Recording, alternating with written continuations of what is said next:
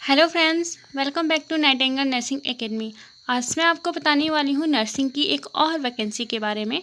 तो बने रहिए मेरे वीडियो के साथ, क्योंकि यहाँ पे मैं आपको पूरी डिटेल देने वाली हूँ जो भी वैकेंसी के बारे में, कैसे आपको अप्लाई करना है, इसके लिए एलिजिबिलिटी क्राइटेरिया क्या है, कितना पेमेंट है, किस मोड से आप पेमेंट करना है और कैसे एग्ज़ाम कंडक्ट होगा, कितने फेज़ में होगा, क्या क्या सब्जेक्ट से रिलेटेड यहाँ पे क्वेश्चंस आएंगे, पूरे डिटेल इन्फॉर्मेशन देने वाली हूँ। हाँ, और अभी तक आपने मेरे चैनल को सब्सक्राइब नहीं किया है तो प्लीज़ सब्सक्राइब कर लीजिएगा एंड बेल आइकन को प्रेस कर लीजिएगा, क्योंकि यहाँ नर्सिंग से रिलेटेड पूरा अपडेट आते रहते हैं और नर्सिंग के बहुत से सब्जेक्ट से रिलेटेड ही वीडियो बना चुकी हैं, तो आप जाके मेरे चैनल में देख सकते हैं। ठीक है, तो चलिए दोस्तों, बिना देर के वीडियो स्टार्ट करते हैं। तो यहाँ आप देख सकते हैं कि government of India, ministry of health affairs, office of the director general सशस्त्र सीमा बल के द्वारा ये वैकेंसी निकाला गया है, जो कि यहाँ पे अब मैं आपको दिखा देती हूँ। सबसे पहले तो ये बता देती हूँ कि ये टेम्प्रेरी बेस पे है, लेकिन यहाँ पे लिखा है बट लाइकली टू कंटिन्यू। ठीक है, ये कंटिन्यू होगा और इसमें selected candidate are liable to serve the everywhere in the India outside the territories of India. ठीक है, तो वो इंडिया के किसी भी पार्ट में वो जॉब कर सकता है। तो इसके वैकेंसी के बारे में बात कर लेते हैं। तो जैसे कि आप स्क्रीन पे देख रहे हैं कि SI मतलब sub inspector staff nurse female के लिए पोस्ट जो है वह कितना है, टोटल वैकेंसी 23 है। ठीक है, जिसमें कि UR जनरल के लिए कितना है, 14 है, OBC के लिए 4 है और SC के लिए 5 है।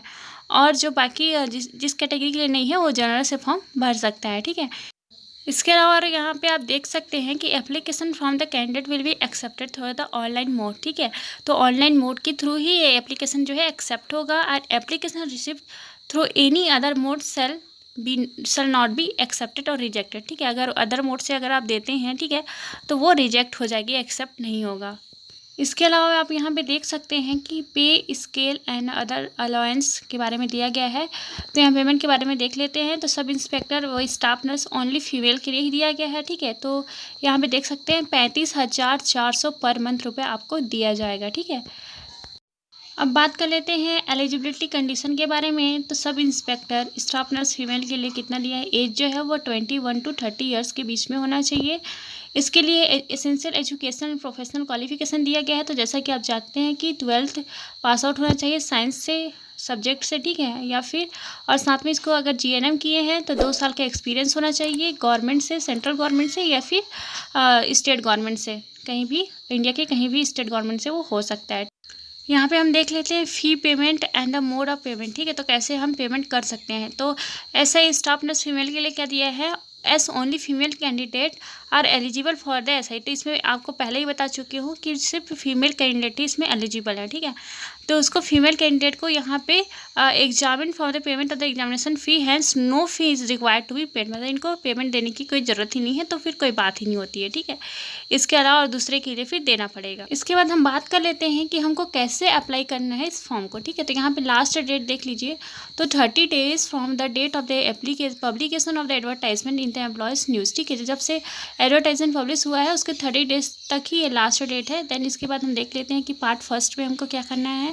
तो यहाँ पे पोस्ट देख लीजिए, आपको जो ही पोस्ट है उसमें आपको अप्लाई करना है, तो उसका आप नाम लिखना पड़ेगा। Then candidate name, father's name, mother's name, ये सब तो आप जानते ही हैं, पूरा आपको डिटेल में लिखना है। ठीक है, date of birth, gender, nationality, religious, marital status, ये सब भी आप पूरा फिल कर दीजिएगा। यहाँ पे पार्ट 2 में दिया है कि अपलोड करने का कुछ इंस्ट्रक्शन दिया है। तो फ़ोटो अपलोड करने का, सिग्नेचर, तो इसके कुछ साइज़ दिए हैं। तो आप वीडियो को पॉज करके इसको आप देख सकते हैं क्या क्या साइज है, पूरा डिटेल से। ठीक है, इसके बाद हम देख लेते हैं सिलेक्शन प्रोसेस। और सिलेक्शन प्रोसेस कैसे होगा, बायोमेट्रिक एग्जामिनेशन, फोटोग्राफ, सिग्नेचर, ये सब तो चाहिए ही कैंडिडेट के लिए।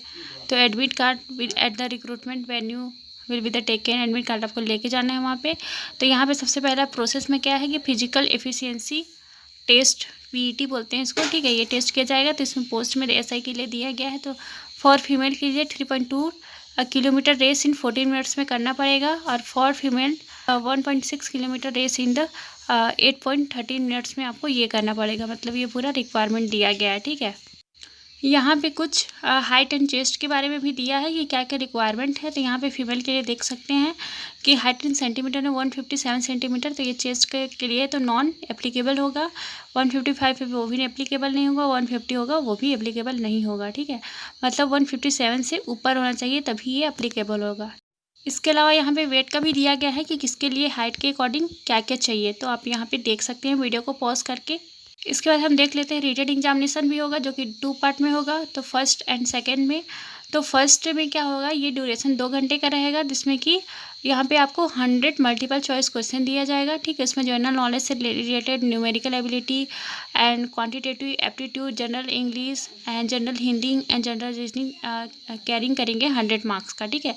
तो ये 50% इसमें आपको लाना रहेगा ओबीसी के लिए या जनरल के लिए, ठीक है। और 45% जो है वो एसटी और एससी के लिए रिजर्व्ड है, ठीक है। इसके बाद सेकंड पेपर में देख सकते हैं आप कि ये भी 2 आवर्स का रहता है, और आप जिस पोस्ट के लिए आप अप्लाई किए हो उससे रिलेटेड आपके क्वेश्चन मल्टीपल चॉइस क्वेश्चन आएंगे, ठीक है। इसके अलावा अगर आपको डिटेल इन्फॉर्मेशन चाहिए तो यहाँ पे आप देख सकते हैं, इस साइट पे जाके आप ओपन करके पूरा इन्फॉर्मेशन देख सकते हैं www.ssbrctt.gov.in में, ठीक है। तो दोस्तों ये था हमारा आज का पूरा डिटेल, जिसमें कि आपको पूरा हर चीज़ पता चल गया। एलिजिबिलिटी क्राइटेरिया, कितना पेमेंट है, किस मोड से पेमेंट करना है, और कैसे फॉर्म को फिलअप करना है, और कि कैसे एग्ज़ाम होगा। तो अगर इससे रिलेटेड कुछ भी अगर न्यू अपडेट आती है तो मैं यहाँ वीडियो डाल लूँगी, आप लोग देख लीजिएगा। तो चलिए दोस्तों आज के लिए इतना ही, मिलते हैं नेक्स्ट वीडियो में, तब तक के लिए बाय।